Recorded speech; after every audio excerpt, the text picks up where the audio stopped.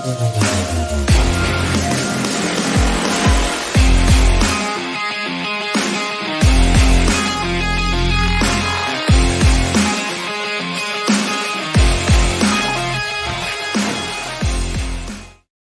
up, everybody, and welcome to a special Monday episode of the Hot Mic here on the Outlaw Nation channel. I am the Outlaw himself, John Rocha, joined as always by the Sneider, the man who's got all the scoops and rumors and stories going on in the world of entertainment. Jeff Sneider, how are you, Jeff? Johnny boy, it's good to see you on a Monday. It's a bonus emergency episode that you needed to call. Emergency episode, a lot going on in the world, not to mention the Boston Celtics just won the NBA championship on winning time. So it's a good time for Jeff Sneider himself, enjoying that to the old school Boston Celtics. And no, we're going to get into a lot of things been going on with a lot of these hosts. You know, when last we left the Hot Mic on Thursday or on Friday, Jeff, we were having a big heated back and forth about what these hosts' responsibilities are to the strike. And certainly a few of them, or a lot of them, have changed course here, including, shockingly, Bill Maher. So we're going to talk about that as the WGA and AMPTP are about to get into more negotiations. We're going to get into winning time being canceled, as we just talked about here a few seconds ago. Also getting into these Russell Brand allegations and what they mean and what they're all about, and some industry news going on as well, and box office. So all that stuff is coming up here on the show today. And a reminder, Streamlabs and Superchats are open. Send them in. It's Monday. Let's start the week off right. Start us off right. Send in your love. Send in your support there. Streamlabs address right above Jeff's head. I'm going to pin it in the chat in just a second. Of course, Super Chats are always welcome. And hit a like on this video and subscribe to the channel. We're at 150 already joining us right off the bat to hang out with us on a Monday afternoon here on the West Coast, and we appreciate it madly.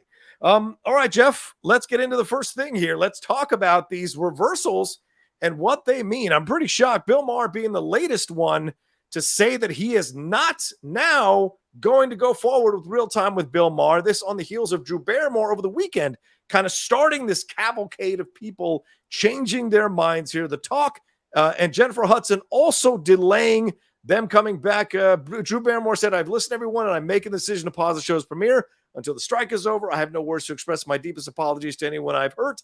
And of course, to our incredible team who works on the show and made it what it is today. We really try to find our way forward and truly hope for a resolution for the industry very soon." And then Bill Maher said, "My decision to return to work was made when it seemed nothing was happening. There was no end in sight to the strike. Now that both sides have agreed to go back to the negotiating table, I'm going to delay the return of Real Time for now and hope they can finally get this done." Sherry Shepard is the lone holdout, along with The View and the Kelly and Mark show Sherry over there. Doesn't have any WGA writers. So. Right, we'll get to that's what I'm saying. We'll get to that. But like, what did you think about this situation? Were you surprised, especially with Bill Maher? What was your thoughts here, man? I mean, first of all, nothing surprises me anymore. I was a little surprised that they caved. Yeah. And it was just like, why would you even have put yourself through this if ultimately that was what was going to happen, and that you were going to cave? Right. If you could, which is what I argued against her really being able to do last week. Like, if you could, in theory, just pause the show as long as you want. Yeah. Right. Yeah. Which is, again, as Variety and a whole bunch of other outlets made clear, you are supposed to deliver 200 episodes a year when you're in daytime television, right? Right. But the idea that it's like, I just don't know what kind of messaging she's getting. Like, is she being told that the strike is going to be ending sooner rather than later? And if she could just hold on a little bit longer, she wouldn't even have to deal with this issue. Like, what caused the about face other than just social media? Because I promise you, the country at large, like the American public, doesn't care, right? They don't know what's happening. So it really is just like this very, very vocal minority on Twitter, which feels like the majority. It feels like everybody, like this parade. But like, when you think about it, it's still just a small number of people. Well, yes and no. You're right. It is a small number of people, and you're absolutely right. I think most mom and pop in middle America couldn't care less about this stuff. I'm sure there are a lot of people on both sides of the coast as well who couldn't care less about this stuff. They just want to watch a show in the afternoon. They don't see the connection, especially because although, there are, as you mentioned on Friday, 3 or 4 writers on the Drew Barrymore show, 1 writer on the Jennifer Hudson show. but that's balanced by the hundreds of people that work on all the shows. So you have to understand, so you have to look at it and be like, well, what is the right choice here and all this? Do I stand in solidarity? Do I not stand in solidarity? Or take a chance to walk out there? And I think you make an interesting point in that. And this occurred to me too, as I was getting ready for the show, like, is there something going on behind the scenes that we don't know about? Jeff, you're usually on, you got your finger on the pulse of stuff that's going on behind the scenes. So if you don't know, I wonder how deep this is going, that they've heard some stuff that maybe this negotiation is going to be a lot more serious that's happening on Wednesday between the WGA and the AMPTP. And there may be a resolution here that they weren't thinking was on the table, as Bill Maher alluded to in his statement on Twitter or X over the weekend. I mean, they have said that talks are going to resume on Wednesday, right? So that would lead you to believe that there is some sense of urgency toward making a deal on, not just on the company's half, but on the WGA's behalf as well. I mean, by the time they vote and ratify and everything, like, let's just say it's October 2nd, right? Mm-hmm. Let's just say that for the sake of a nice round number, because the strike started on May 2nd. Yes. Okay. So if it's 5 months, isn't it at that point, like, if you're the AMPT, isn't there a little bit of like, you're feeling like daddy and you're like, all right, that's enough. Like that's a 5-month punishment for the WGA. Like, we got to put these guys back to work. But I feel it's like Braveheart. I feel like everyone's holding the stick and the WGA is just saying, hold, and just that little extra bit. And I wonder if this was maybe that little extra bit. But I want to go back to your point from earlier that you said, Jeff, why go through all this? Like, why incur the wrath? And look, it isn't just the minority. They were also, like, Bradley Whitford was on the red carpet, absolutely skewing her. A number of actors and writers went on X and then they did an about face, not like 24 hours later, basically, like that video message. Yeah.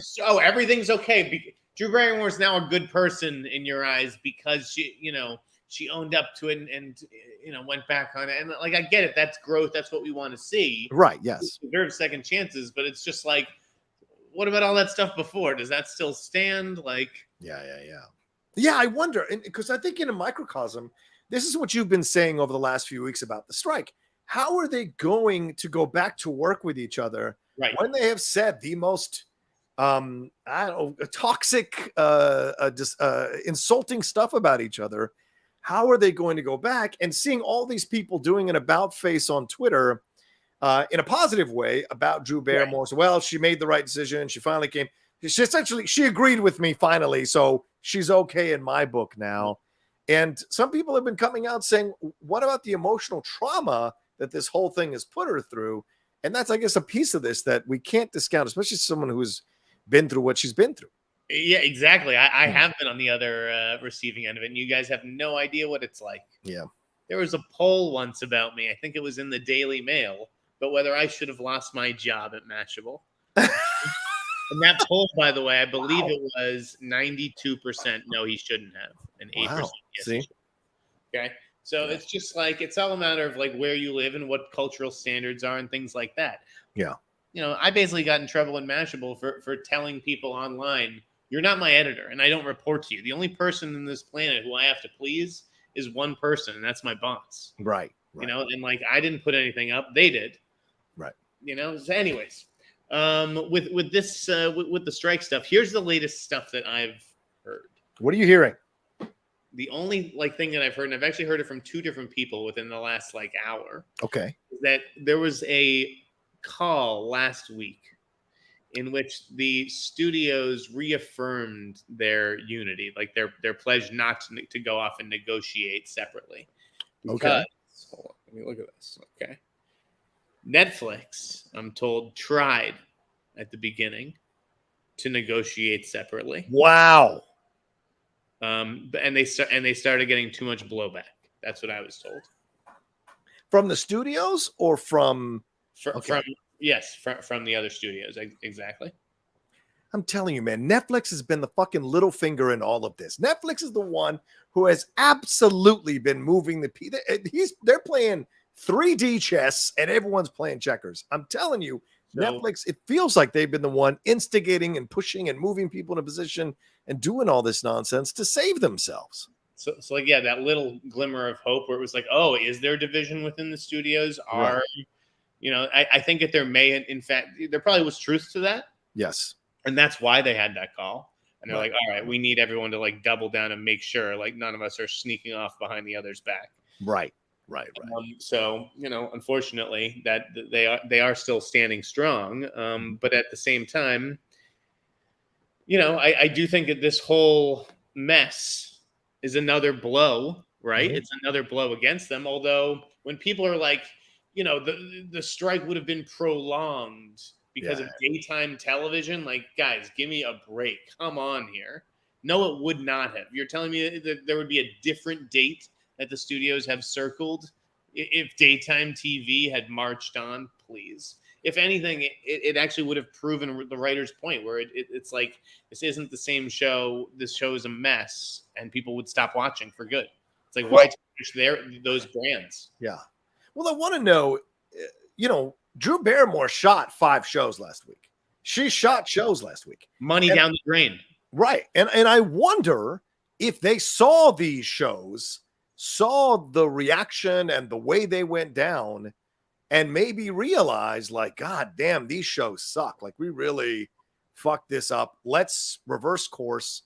And then Drew does that apology, which blows up in her face on Friday, and then really reverses course over the weekend. So do you think they just realized that? And with the Maher stuff, I want to get to the Maher stuff too.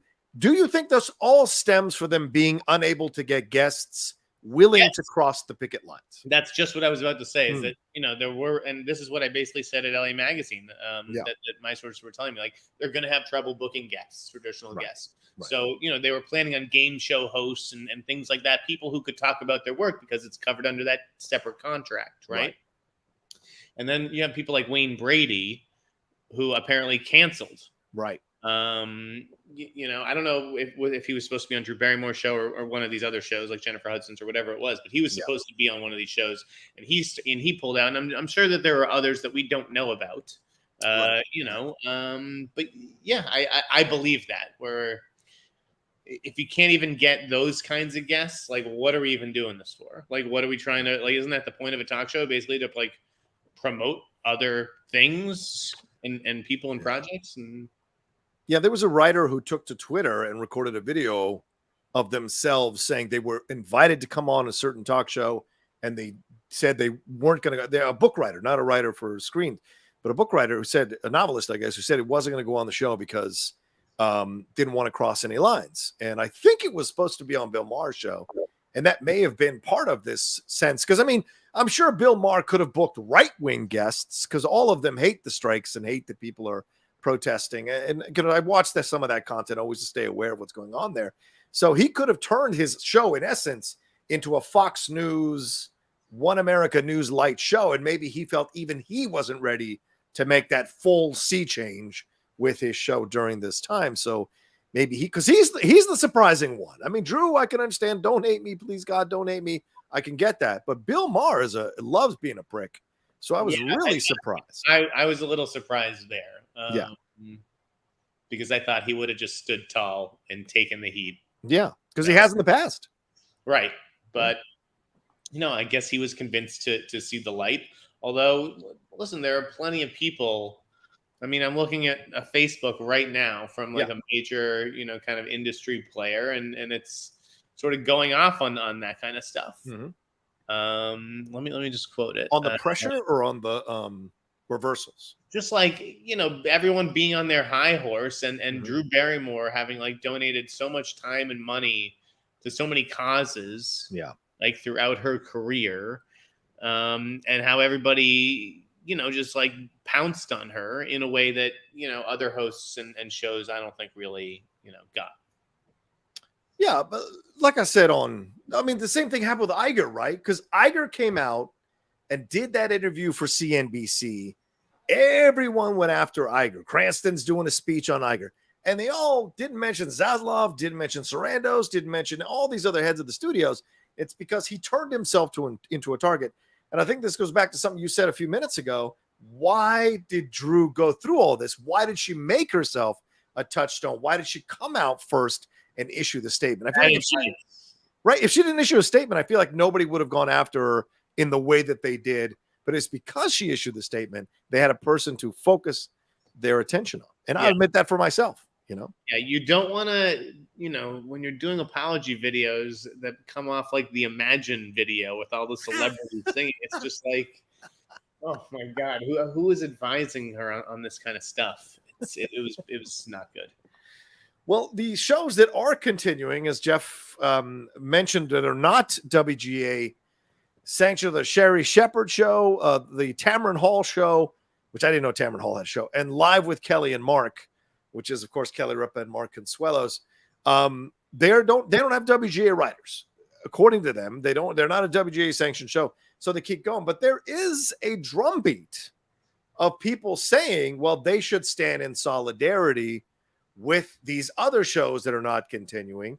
And there's an even more cynical point of view that Sherry Shepherd is continuing her show because she's wanting to scoop up all these viewers from these other shows that are on delay or not going forward, so she can add more people and more viewership to her show, which is understandable. You want to be successful. But she's a SAG actress. So, yeah, what do you think about this? I just think that I see both sides of the coin where whatever deal the WGA negotiates is going to ultimately benefit everybody, even the below the line people, you know, when they eventually negotiate their own deals. Right. But at the same time, you know, like, is that solidarity going to extend both ways? You know, like, and we've already went over that on Thursday. We already sort of covered that ground. I don't see the actors and the writers, you know, not crossing a below the line picket line. You know, I think that they would. Yeah. And I have a friend who opens for shows, these talk shows, and he is not a fan of my point of view on all of this. And we've gone at it on DM on Instagram, and I think he commented on something on Facebook. And he's a friend. I consider him a friend. I love him, but we're on two different points of views. His is more ground-based because it is affecting him, and it is affecting people he knows who work at these shows. Because as Jeff mentioned on Friday, 3 writers versus 150 people working on the staff, where's the balance lie? And my counter is always, those people don't have a job without writers writing great shows that people can work on. So it's just an interesting balance between the two. So I get the anger from the below the line people and people who are like my friend who does comedy before these shows to warm up audiences. I get the anger, the frustration, and what have you, and all of that. But by the same token, I also get that this is a really unique time in the entertainment industry right now, and that these moves that people are making, they're wanting to hold because they think this is the last real battle that they can have before the studios take everything over, turn everybody into AI, and essentially pay everybody pennies on the dollar for work that used to be paid much more. So it's a weird time right now. You know, there's a lot of things slamming into themselves. Everyone's very sensitive. Yes, 100%. Understandably so, and freaking out financially. And it's just like, you know, these nest eggs that we may have built for ourselves, are just slow. We're just slowly chipping away at it. Yeah, true. And soon, you know, they'll be gone. And it's like, you know, what did I? You know, I gave a lot of people. It'll be like, I gave my life to entertainment. Like, what has entertainment ultimately given me? You know, I have to start all over, basically. Yeah, that's why I stopped being an actor. Right? That's like in 2015. That's the conversation I had with myself. The honest conversation. I was just like, I've gotten barely anything out of this whole thing for 15 years in LA. It's time to explore something else. And I'm very lucky that Christian opened a door for me onto YouTube. So yeah, and not everyone's that lucky to have someone open a door for them. So yeah, it's a fair point. And I'm waiting for Christian to open the door for me on OnlyFans.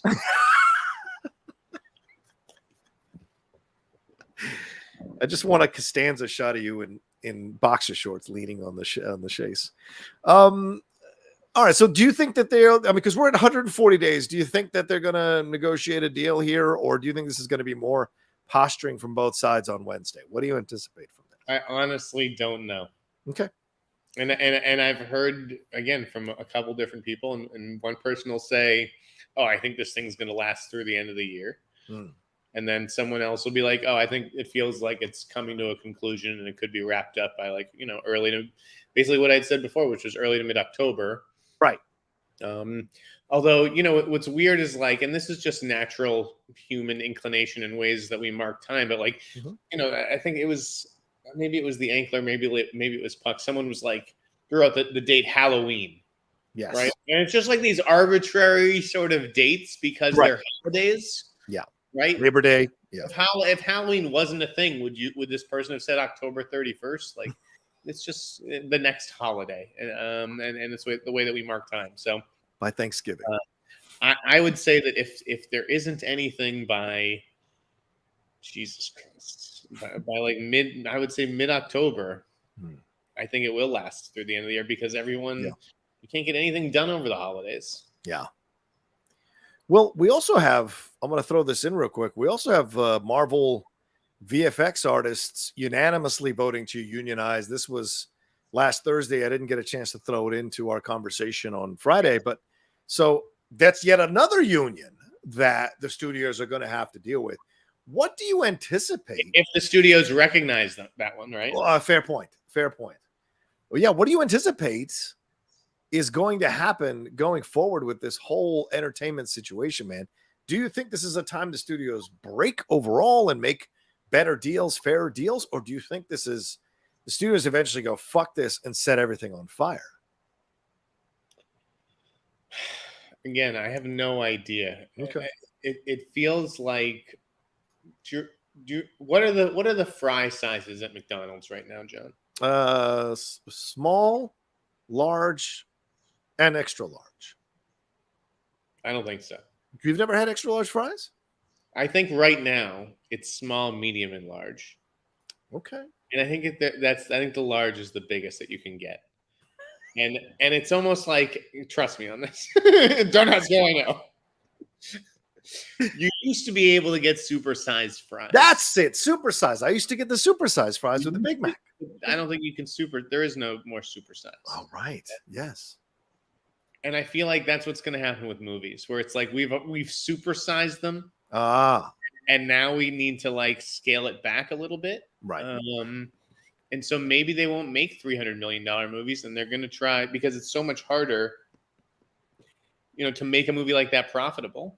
Right. And, you know, people still want to go to the movies. And I think that if there were fewer $300 million movies that sucked, and more $150 million movies that were actually good, or even like $90 million movies, like apparently this movie, The Creator, is fantastic. Yeah.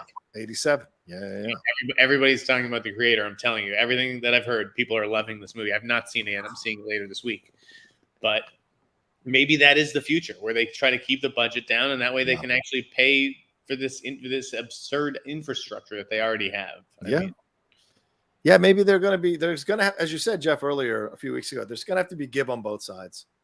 And the studios are going to have to understand that at some point, that they can't spend that much money on these movies. And then the artists and the creatives got to understand there's going to be less pieces of the pie to go around. Now, I think that's going to lead to some, say that again. Sorry. The pie has shrunk. The pie has shrunk. I think that's going to lead to some really brutal behavior on certain actors' parts, certain directors' parts, certain producers' parts. And I think we're in for a new age of gluttony from certain people in the creative side. So all the people that are behind these creatives, just watch for the next few years and see what changes, what comes out, how they screw each other over. Because that is the one area. They're all united now. We're all united now. Right. Eventually, when there's less money, you know what happens when there's less money. People go more crazy and find new and nefarious ways to get that money. So we'll see what happens, though. Yeah. I just don't trust my people. That's all I'm saying. All right. Let's take a quick break here. Anything more to say on this, Jeff? Anything more you want to chime in on? Anything about these reversals? No, I think we covered most of it, right? Okay. Sure. We feel bad for Drew, for sure. But all right, let's take a quick break, man, and then we'll get in some Streamlabs and Super Chats and then move on with the rest of the show right after this. Yeah.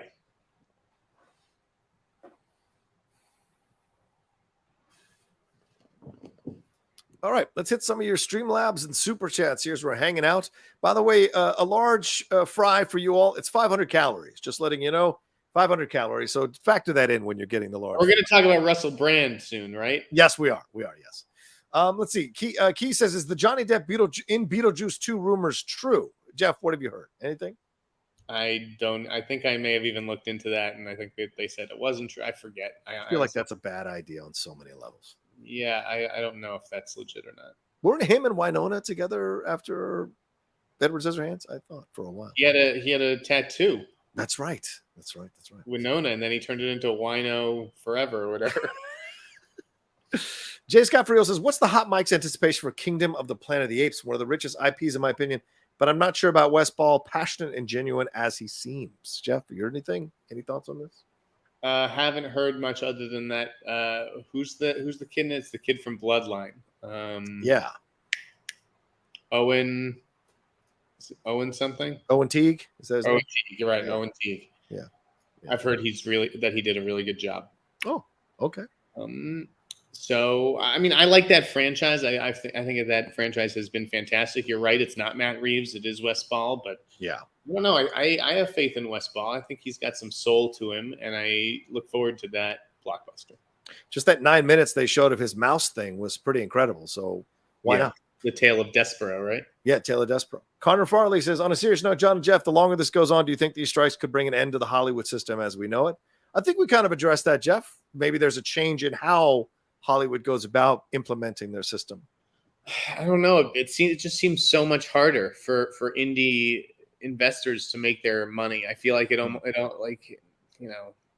Hollywood system's only being reinforced these days. Right. That's why people are like talking about Warner Brothers and Universal like getting together and consolidating because they need to get bigger to compete with these giants like Netflix. As we've seen with any good movie at Toronto, like Netflix just comes in and buys it. Maybe it's competing with A24 for the occasional movie. I want to talk about that as well. Yeah. And why that's going to Netflix and not elsewhere. But do I think that the strikes could bring an end to the Hollywood system? No, not really. Unfortunately, that's just the way that the town is set up. They're the masters and the serfs. There you go. Yikes. All right, we got 450 of you joining us right now. Please make sure you believe me. Yes. Please make sure you hit a like on this video and subscribe to the channel. We crossed 30,200. Want to get to 50,000 by the end of the year if that's possible. We'd love to have you come aboard. So hit subscribe. Christian Jacob says, have you guys ever seen Appaloosa with Ed Harris and Viggo Mortensen? I love it. And chances for Killian for Best Actor. Thanks and great show. Jeff? I have seen Appaloosa. I liked it, but it doesn't really stand out to me. What about you, Outlaw? Yeah, I own it in Blu-ray. It's an unusual Western for sure because of the Renee Zellweger aspect of it all and her bouncing between the two guys and the Jeremy Irons situation. So it's a really unusual Western, but it does lead to a pretty badass finale with Viggo Mortensen. So yeah, it's nice. And Ed Harris directed it. So shout out to Ed. As for Best Actor chances, I don't see him winning. Do you see him getting nominated though? Yes. Okay. Absolutely. Okay. Yeah. I don't know if I see him winning either, to be honest with you. I agree with that. Especially with what I've seen from DiCaprio and Killers of the Flower Moon already. Brandon Strelitz says, with the success of Barbie, will Margot Robbie finally see her Tank Girl film made? Also, Jeff, any news on the new Naked Gun film? Yeah, as we're about to talk about this, Jeff, Barbie crossed the Avengers as the 11th highest domestic total for any film ever made. So pretty incredible stuff on that side. But yeah, do you think this will lead to her Tank Girl? Do we need a Tank Girl film, dude? I don't know. No. I hope that Tank Girl thing isn't made. I think that Margot Robbie can go on to bigger and better things now. Yeah. More interesting IP than Tank Girl. Listen, unless it's a real passion project for her. Sure. You could always put in her pal Samara Weaving or one of these other actresses. Jamie Presley. And then you need Naked Gun. No, but that's a great franchise and definitely out there in need of reinvention. Like it's time. You just got to find the right actor. Please don't cast John Hamm. Please, for the love of God. Enough already. KJ says, look out for Scrapper this year's After Sun. Harris Dickinson is fantastic. Also, keep an eye out for Daniel Kaluuya's directorial debut, The Kitchen. I'm curious about both. Yeah. I hope that kitchen is better than the kitchen I saw, which wasn't that good based on the graphic novel. So yeah, I miss Scrapper. I feel like that's out now. Okay. available. The Kitchen that's coming out this October, November. It's coming out soon. Yeah. All right, real quick. Okay, hit 3 more of these, and then we'll hit to the Russell Brand story. Travis Earl says, with streamers being so adamant about not opening up the books, I'm fearful streaming will mirror the 90s.com bubble with a major financial implosion. Do you think that content output will shrink substantially post-strike? I think that's already happening. What do you think, Jeff? Yes, absolutely. Yeah. Yes, the actors, well, at least like the writers, I mean, everybody, they're all fighting for like maybe 30% more. Yeah. And they may get it, but there's going to be 30% fewer jobs. Yeah, 30% of nothing. And I feel like that's actually a conservative number. I've heard it as high as like 40%. So, I definitely think that there's going to be a contraction in terms of content. There's way too many shows. No one person needs this many shows. Okay, other than like diehard TV fans who reach the end of the road, but usually there's plenty to go around, and we don't need all these shows. So I think peak TV has happened. Yeah.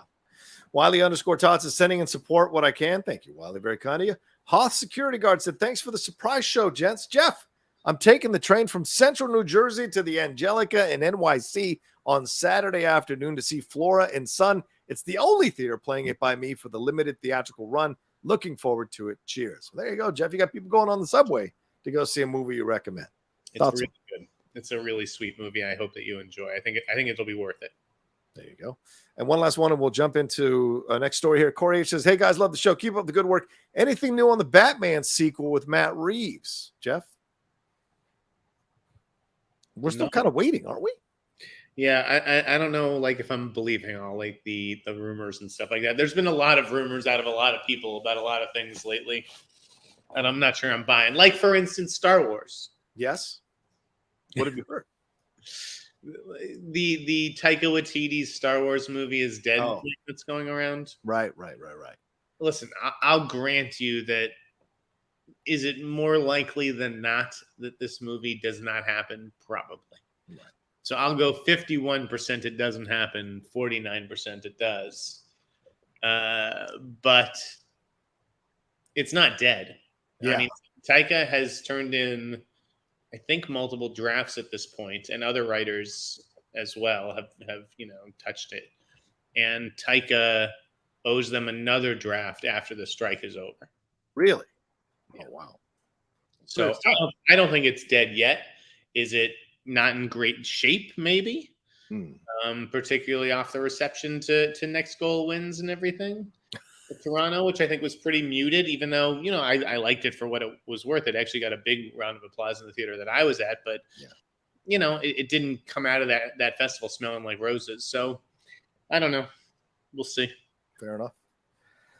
Okay, well, let's move on to our next story here, and let's talk about it. That's Russell Brand. This happened over the weekend. Channel 4 over in Britain did a documentary, and 4 women, documentary on Russell Brand.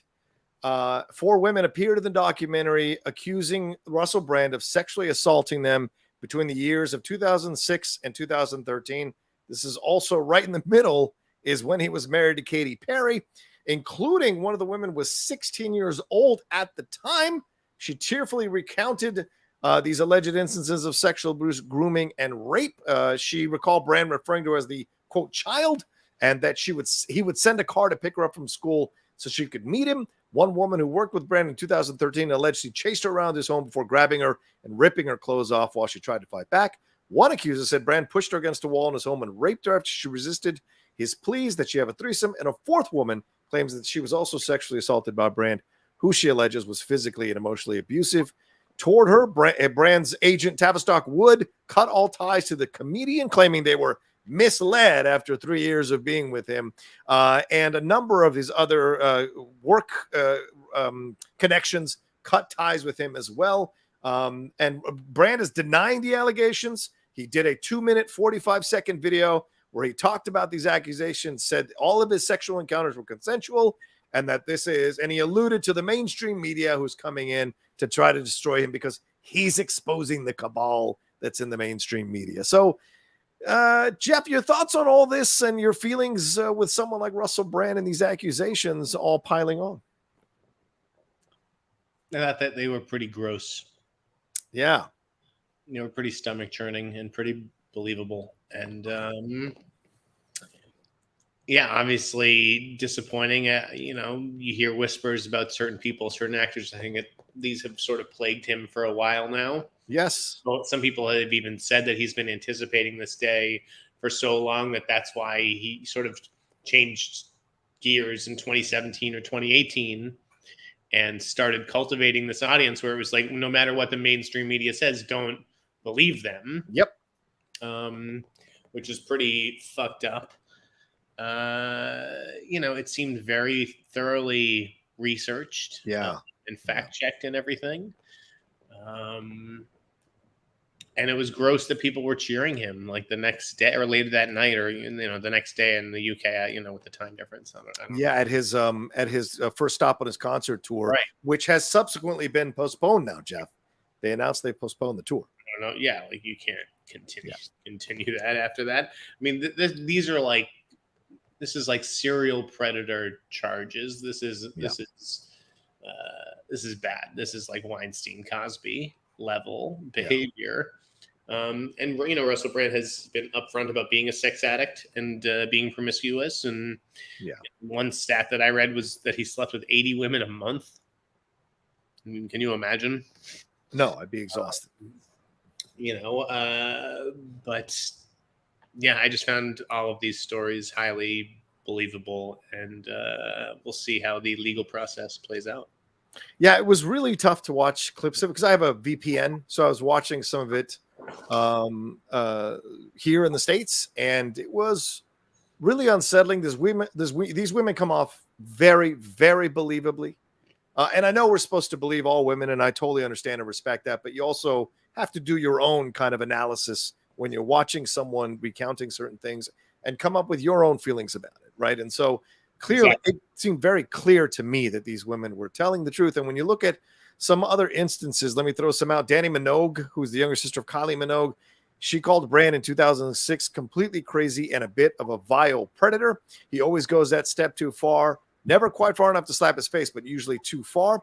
Kristen Bell said that she warned Brand while they were shooting that he better not try any of the stuff that she had heard about him, or she would, quote, lop his nuts off. That's what she said. She said that to the Daily Mail. There's a video of him bouncing Catherine McPhee on his lap in 2013, which was really uncomfortable. And in 2013, a podcast interview, he joked that he'd raped someone once and killed her afterwards, and that they didn't mind it. So there's stuff there. And also Jordan Martin, who's a model who dated him for 6 months. She wrote a book where she based a character on him, and the character was manipulative and sexually abusive and what have you. So there's a lot here to explore, but it also brings to mind, like, why does this stuff take forever to find? Why does it take a documentary to put all this together and do, like, Tavistock Wood and these people who are in relationships? They must have heard all this shit. Everybody's afraid of getting sued. It is true that, there are whisper campaigns. Some are in bad faith. Yeah. I think that you also, as a journalist, you have to develop a nose for those kinds of whisper campaigns and have a feel for, where there's smoke, there's fire. The fact that it seemed like everybody knew about this, these incidents for a while, means that these women, were telling people, in an effort to protect the other people, I think. And it wasn't just that they were running to the media or to lawyers to get money or whatever. This was like something in the comedy community that was kind of well known because these women were speaking out, just not publicly. Well, as you said, comparing him to Weinstein, that was also right. Women knew about Weinstein in Hollywood. Actresses were being warned about Weinstein, being alone in a hotel room with Weinstein. That stuff was going around way back in the 90s into the early 2000s about Weinstein. And so, as you say, in the comedy community, the whispers are there. There were whispers about Louis C.K. for a long time before that dam finally broke in that article. And even Katy Perry said when she was talking about her marriage that she was initially very brokenhearted by him divorcing her over text. But then when she found out the truth about him, she realized she was in a better situation. And she said, I can't necessarily disclose when I found out the real truth about him because I keep it locked in my safe for a rainy day. So there's a lot of smoke around this guy, a lot of fire around this guy about it. And you might be right, because that occurred to me too, Jeff, that he made this sudden turn into this wellness guru, aligning himself with people who push conspiracy theories. And sure enough, this 2-minute, 45-second video, it feels like he's been waiting to say this for quite some time. And he certainly played on this whole idea of the mainstream media. And it turns him into some kind of martyr and Jesus Christ figure for these conspiracy theorists, so that, you know, he can have even more validity to it. See, they are coming after me because I'm telling the truth about them. And it's sad because it is a master manipulator who is essentially manipulating these people to be on his side just because he can't face up to the fact that he is a serial predator. And it's horrific to see, especially from a comedian. It's really something horrific to see. You know, again, I have a feeling that this will just be the tip of the iceberg. That, you know, that these women, because it was 4, right? Yeah, it was 4 in the documentary. Yes. Listen, if he was in fact sleeping with 80 women a month, right? It's gonna end. There's gonna end up being a lot more stories that come out after these 4 women. Right, because if a lot of them are telling you yes, what is your reaction when they tell you no? What is your reaction when you're, and he admits to being, you know, on drugs and whacked out of his mind? You really level-headed every single interaction you've had. I feel like that's kind of difficult to believe for sure. But I just wonder if this will open. And I also think that his management team and the people wouldn't have left if they didn't sense there wasn't something more here, or knew that there wasn't something more here as well, I would imagine. All right, so let's see here. All right, let's move on to something else here we talk about. Netflix. Let's talk about this. Netflix buys Richard Linklater's Hitman starring Glen Powell. They bought it for $20 million. Jeff, are they gonna get a return on a $20 million film directed by Richard Linklater starring Glen Powell? Even though Venice and TIFF went crazy for this movie, does this make sense to you? Yes, I think that is the price of content these days. Okay. I don't think it was a crazy buy at all for Netflix. This is a crowd-pleasing movie that people really, really seem to like. Okay. Glen Powell is as good as he's ever been, and he's on the precipice of stardom. True.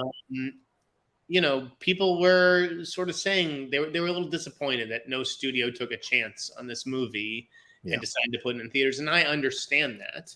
And even Linklater, I saw some interviews after I weighed in on the deal where Linklater had even said, like, it's disappointing when you make a movie and you don't even, like, your own friends don't even realize that it's out, because, his last movie, Apollo 10 and a half, debuted on Netflix, right? Yeah.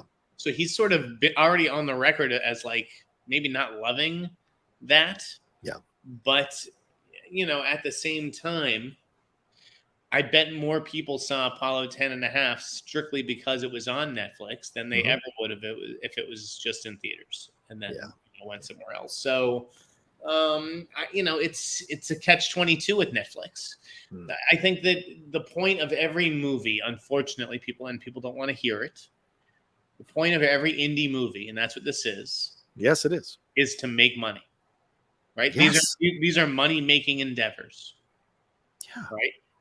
So if the investors, are going to be made whole and then some by a Netflix deal that buys out the back end and, like, gives them, all this money up front and everything, and it's more than they think that they would ever make with a theatrical release, how do you blame the indie investors for taking that deal? I don't think you can. And the other thing that people aren't, oh, we love Glen Powell. And listen, I love Glen Powell too. I've loved Glen Powell before most of you. But Glen Powell is not quite there yet. Yeah. And neither is Adria Arjona, and no one knows who Austin Emilio is except for me. Right. With all due respect. So it's like you have a female lead. And again, Adria Arjona, she's not a complete unknown. She was on Andor, but she's an Andor. Yeah. If I ask my brothers or my father who's Adria Arjona, they're not going to know. Right. So it's tough to bet on that when people barely know Glen Powell or they're just starting to get to know him. think that they're really going to go out to theaters for him and a female lead they don't know and a villain they don't know necessarily. Not that Oscar is necessarily the villain, but an antagonist, if you will. So, right. She was in Morbius too, Mike. Nobody saw Morbius. There's not enough star power there to just, even with Linklater's name on it, and yet it becomes, and it's going to get a modest theatrical release from Netflix. Right. They afford to all their sort of auteur filmmakers, which Linklater absolutely is, and he deserves that. But is this a movie that you really want to bet a whole marketing spend on as a studio? Not these days, no. That's what I wonder about, because right. And so maybe this is the choice that makes sense for him at this age, because he's in the twilight of his career. He might get offended by me saying that, but he certainly is in the twilight of his career. Linklater? Linklater? Yeah, I feel like it's, we're coming towards the tail end, wouldn't you say? No way, dude. This guy's the one who's making the 20-year movie. He's committed to working for the next 18 years. They're only like 2 years into that project. They had started over too. So I think that Linklater has decades more movies. Really? Yeah, I don't think he's in the twilight at all. All right. I'm just looking. This is a guy who brought us Dazed and Confused in 1993. That's 30 years ago, Jeff. He was young. He was a baby then. That's what I'm saying. So I'm looking at what? Last Flag Flying. I interviewed him for that at Collider. It was a life highlight to talk to him about it. That didn't do so well, right? He is one of the godfathers of indie film. Yes, 100%. I don't. He'll be making movies for a long time. I just don't know if in this day and age those movies are theatrical anymore. Well, I guess that's what I mean. I don't see him as. I guess he's in the twilight of a career where people would rush out to see his movie in the theaters. I guess that's what I'm essentially implying. So. Everyone. Well, Bernie, I don't know how Bernie performed, whether Bernie was a hit or not, but Bernie had Jack Black. It did, yeah.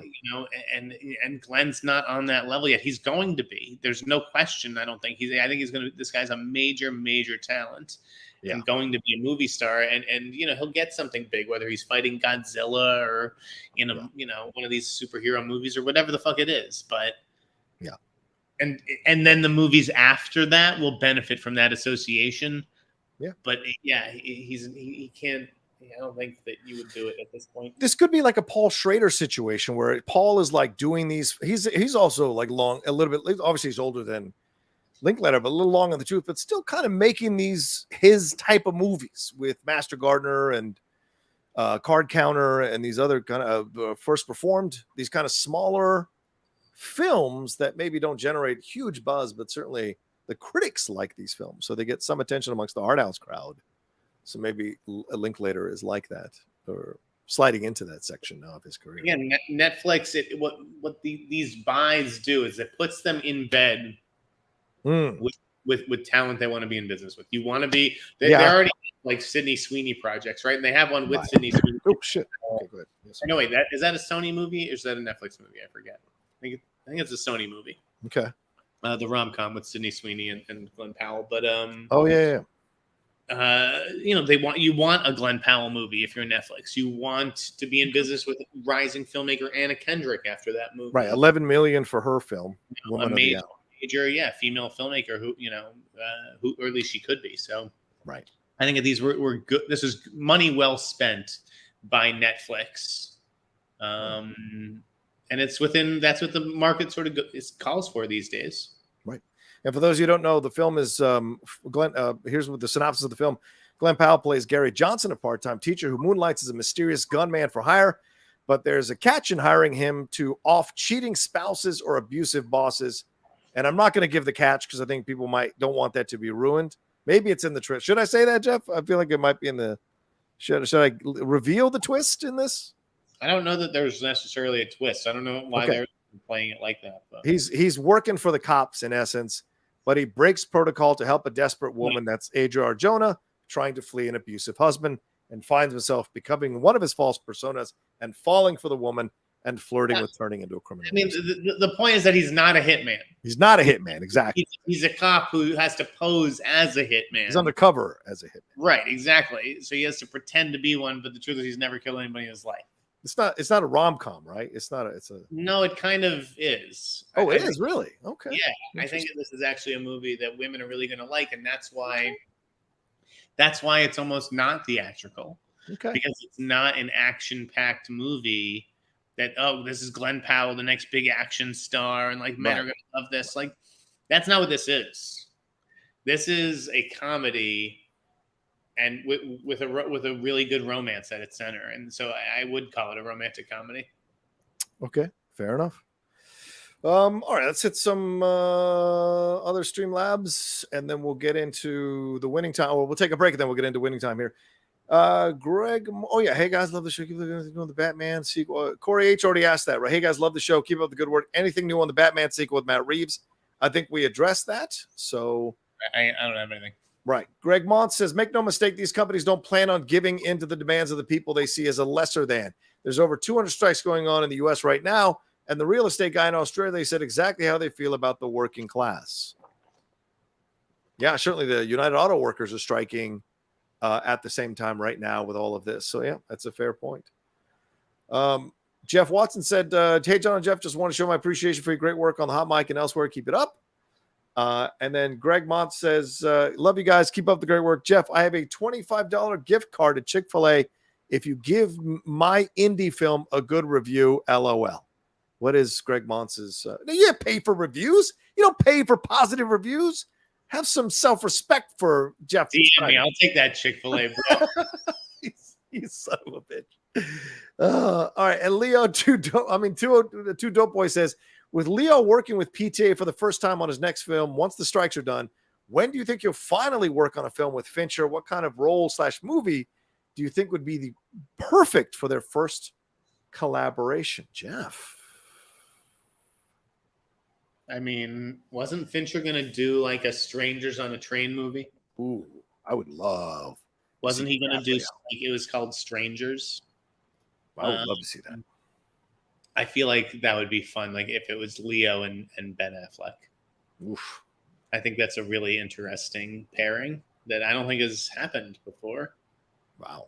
Can you recall? I don't think they've ever worked together before. No, that's why I think it would be a great combo, especially on something like a Hitchcock type of film. Yeah, I mean, we've seen Leo and Matt, obviously, in The Departed. I think Leo and Ben would be just as kind of interesting.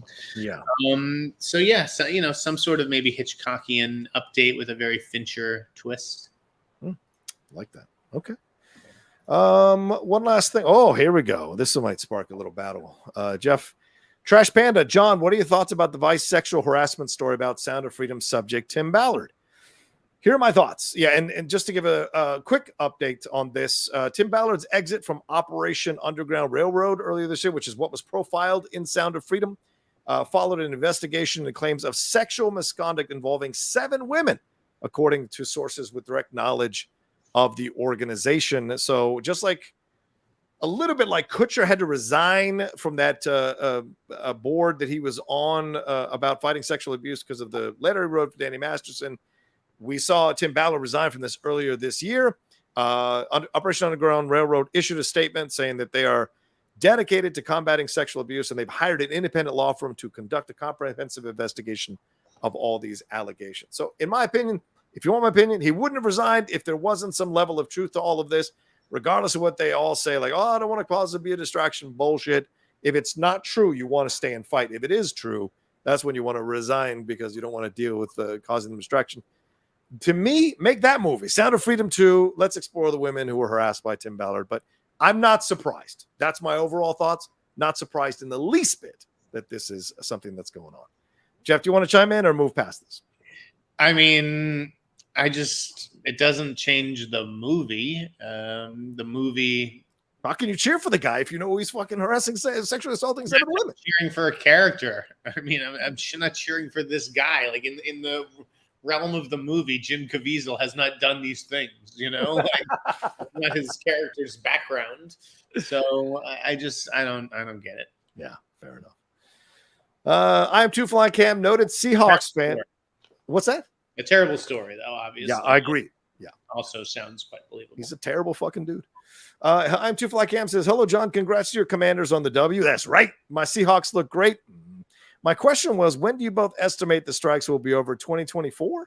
Well, I think Jeff already said he thinks if it's not over by Halloween, it's dragging into 2024 for sure. Even earlier, I think like by mid-October. Ooh, wow, by mid-October. But that's not a holiday, Jeff. Are you sure you can use that date if it's not a holiday? Shout out to Wendy Lee, who was in here with the movie couple here. Wendy Lee and Dustin hanging out with us. Hi, chat. What's up, Wendy? You know you big time when Wendy Lee comes to watch your show with Dustin. You know you big time. So wait, so Wendy came up, recently because Stephanie has been attacked by these mosquitoes, and I think a lot of people in LA apparently have. And Wendy has some sort of bug zapper that was featured in one of her videos. Ooh. And Stephanie saw it and bought it, and it's been working like a charm. So Wendy, what is the bug zapper? Hit up Wendy Lee, guys, if you need a good bug zapper. Yeah, or put the link to the video so people can watch it, get you more views. Wendy, put it in the chat for God's sakes. We'd love that. Cool. What's next, John? Let's take a break, man. We got 30-minute mark, so let's take a break and we'll jump into some more stuff. We'll get into Winning Time and the cancellation of Winning Time right after this.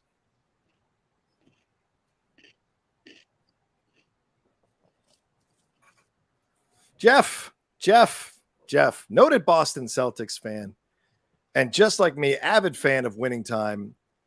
Season 2 just wrapped up last night with a fantastic finale showcasing the first matchup between Larry Bird's Boston Celtics and Magic Johnson's Lakers in the NBA Finals. It is the one that the Celtics won and caused Magic Johnson to be called Tragic Johnson the whole next season until he came back and won twice against Larry Bird. But it also was announced at the same time that the show was canceled on Max, what used to be HBO Max. The show was produced by Adam McKay. Sally Richardson, who was the director of the show, said, when you give it everything you got, you can have no regrets. I hope you enjoy the last episode. I'm sure I will do many more hours of TV and hopefully many features in my future. But I can say that at this moment in time, I am most proud of the work we did on this masterful show. Jeff Pearlman, who authored the book, was pushing it on social media lately, saying that the ratings were down. You had to watch, and apparently it did not work in the long run. And Deadline reported in early August that ratings had dipped 30% across linear and delayed viewing between season 1 and 2. And some other people who analyzed this stuff said that it was released at the wrong time. Yes. It should have been released during the NBA season. So, Jeff, what are your thoughts on this great show?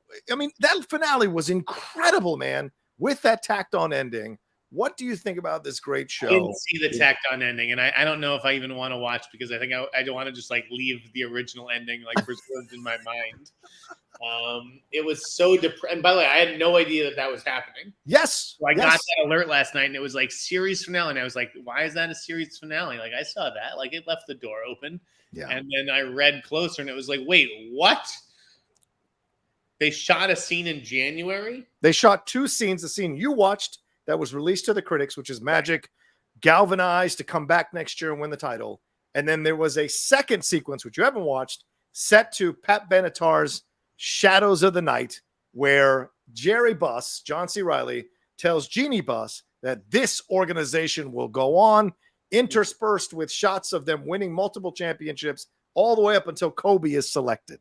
That's what the tacked on ending is. I mean, again, part of me wants to watch it because I'm a completist, but yeah, it was a real bummer to find out that way. And I understand that it's an expensive show. It's first of all period, so you got to deal with all that, costumes and all those kinds of details and things like that. The cast is super expensive. John C. Reilly, Jason Clarke, Adrian Brody. These guys are movie stars, right? Yeah. You keep them on set for a season, like. They could have made 2 or 3 movies in that time or whatever. Yep. So you got to pay a lot for talent. I'm sure it's just not cheap for HBO. But you're right. I think it was a victim of timing. I think that it would have benefited so much from marketing during the NBA Finals, which, I thought that was going to happen. And I guess I don't know if materials were just too late. Because I think the show maybe had some turmoil behind the scenes. Oh, is that what you heard?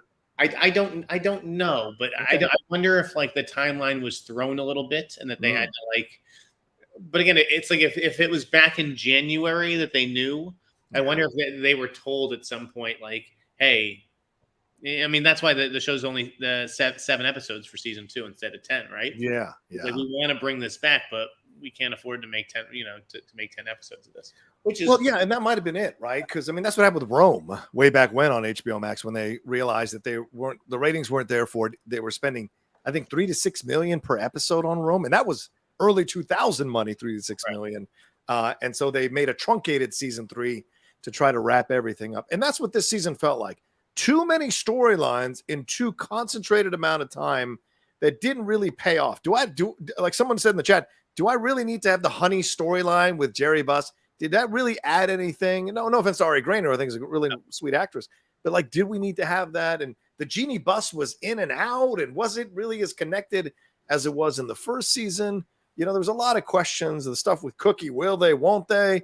And in the end, we only got really Magic and Kareem when there are some great characters. I wanted more Karamis, more James Worthy, more Michael Cooper, more of these guys who were really big parts of the LA Lakers during this time. So it is frustrating that this show didn't take off, because there's a lot of ingenuity in the direction and in the writing and in the performances. And you're right. Like the beginning of this finale is an old school HBO intro, and then right into the old school 4x3 CBS package that they used to do for the finals when I used to watch when I was a teenager. So this is like a shame to see it go this way. He did a great job. I would have watched a spinoff just with Adrian Brody as Pat Riley. Great point. I love Siegel as Westfall. It's a shame, but I also get that it's a business, and if people aren't watching, then that's what happens. I mean, same thing with Mindhunter, right? Just like, oh god, the show's amazing, but the truth is that people just aren't watching, and the numbers that it takes to do the show that its creators, the way that they want to do it. People are going to hate me for saying this. This is a much better show than Ted Lasso. Like, much better show than Ted Lasso. Why aren't people watching this show? I guess because it doesn't rub them on the backside. And even with that warm, fuzzy feeling. Yeah, I guess you're right. Unless you're a Lakers fan, I guess eventually down the road. Or a Celtics fan. Right, exactly. And damn it, we don't get any more Michael Chiklis as Red Auerbach. He was so great as Red Auerbach. Fucking such a shame. Would you think any chance that this gets picked up somewhere else, or is this just too wieldy of a budget and all these guys are kind of blowing up? And as you said, the cast is such a great cast. They're off to do other projects. I'm sorry. What exactly was the question? Do you think there's a chance it could get picked up and put up somewhere else, like Showtime? No. I mean, how many times have we heard that before? It seems like we've heard that after every sort of show. Oh, it could get picked up somewhere else. It never is. Well, I just don't know. Minx was picked up by Hulu, right? I guess. I mean, again, it happens occasionally. That's why they say it. But yeah, I don't know if I see that happening here. If anybody, it would be Netflix.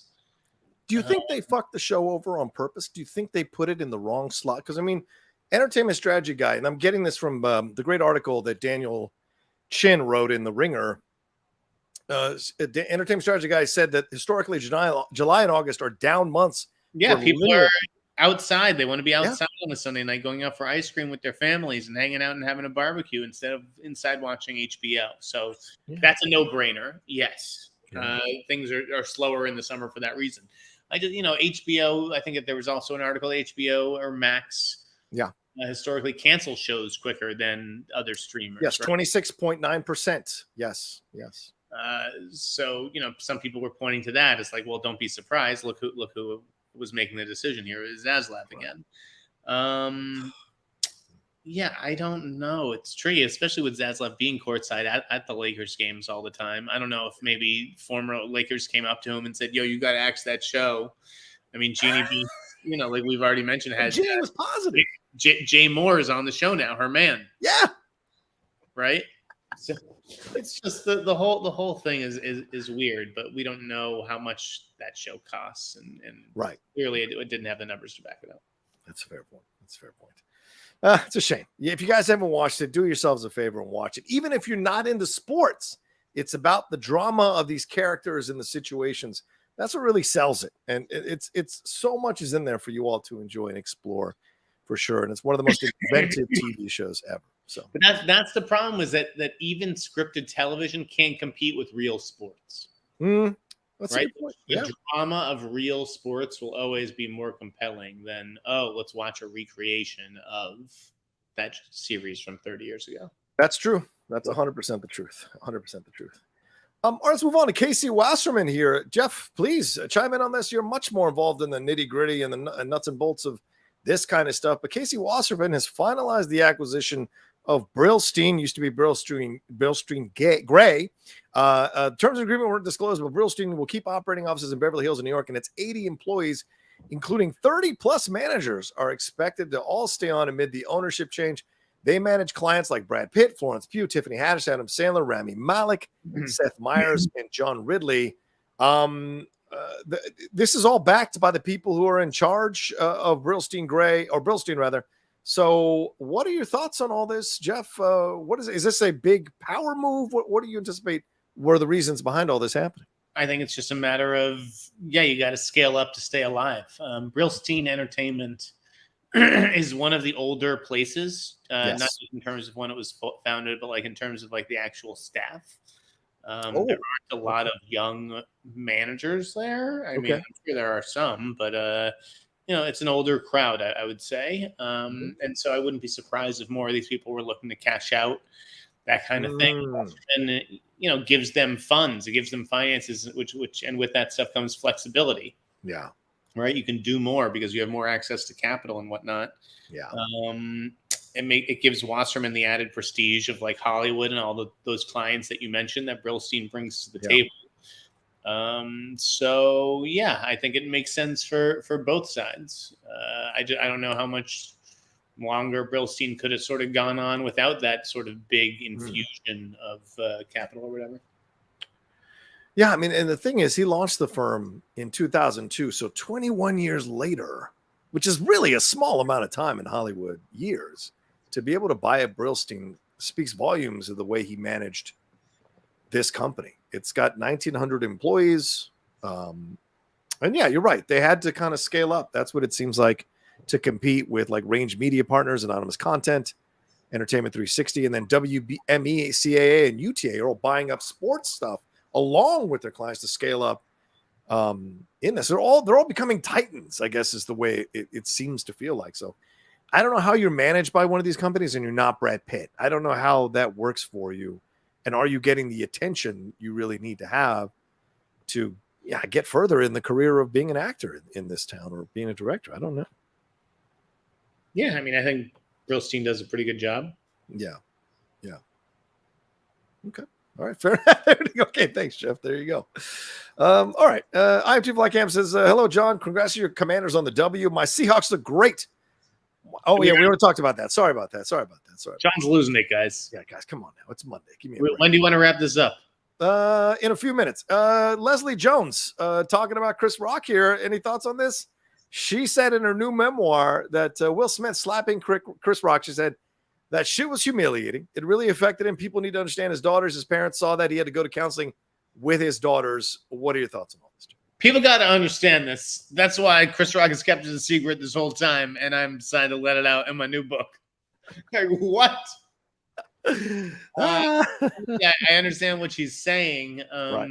That the Chris Rock, the slap had real like psychological like repercussions for Chris Rock that we haven't been privy to maybe, but it's like very weird that she's the one putting it out there and not Chris Rock.